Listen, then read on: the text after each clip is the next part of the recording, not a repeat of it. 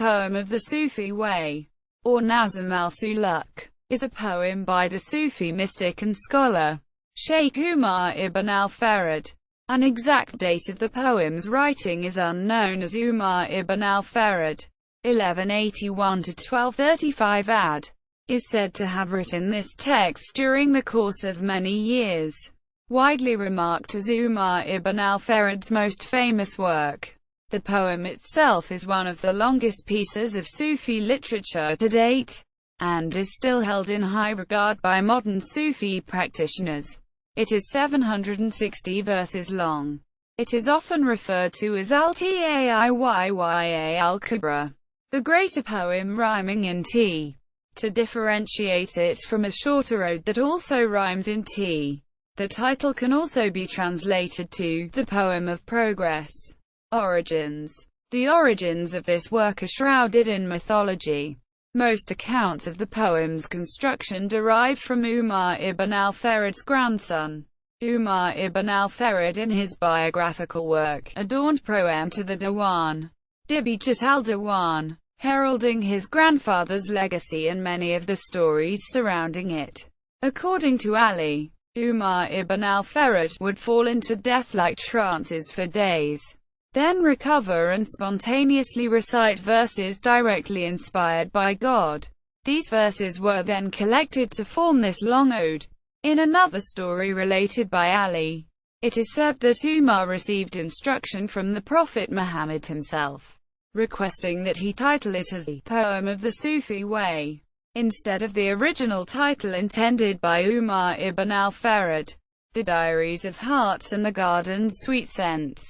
Content. The poem itself is designed to demonstrate a pluralistic and mystical connection to God, or Allah. Initially, the poem likens the pursuit of God's love to the pursuit of a female. Written from the man's perspective, the narrator becomes increasingly humbled throughout the poem, and, after much desperation and awe, the link to the narrator's lover, or God, becomes obscured to the point of total cohesion. This felt harmony and connection on an equal level with God is characteristically Sufi. Yet it is also an area of critique from Muslim orthodoxies who label such possibility of equality with God as heresy. Translation. The translation of the poem is known for its difficulty. There are many puns based on variations of the three-consonant radical of most Arabic words, as was custom to the Mannerist, Badiya, poetry of the time. Thematic material. As expected from a poem of such length, the poem of the Sufi Way covers many different themes and draws on many different backgrounds.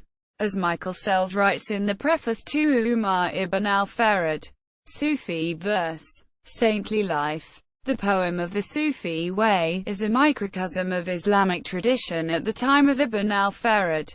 A preliminary list of central themes of the poem would include the following: the famous lovers of classical Arabic poetry, key themes and passages from the Quran and from the Hadith, the stories of the Quranic prophets, the stories of the four rightly guided caliphs, mystical interpretations of Quranic passages and motifs that grew out of these interpretations, such as the pre-eternal covenant, worlds of esoteric science, alchemy, astrology, divination, numerology, the psychology of Sufi states of altered consciousness, the stations of Muhammad's Miraj, or the mystic in his or her journey to the divine beloved, and interpretations of key mystical concepts such as fana, the passing away of the human self in mystical union with the divine.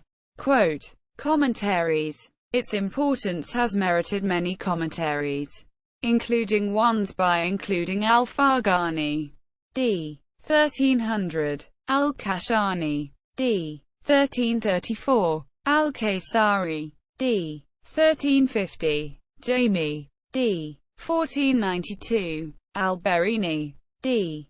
1615, and al-Nabulusi, d. 1730. Once an unknown religious scholar asked the Shaykh's permission to write a commentary on the poem of the Sufi Way. Quote, Ibn al-Farid asked how long the commentary would be, when the scholar replied that it would fill 2 volumes. Ibn al-Farid replied that he could compose a 2-volume commentary on each verse.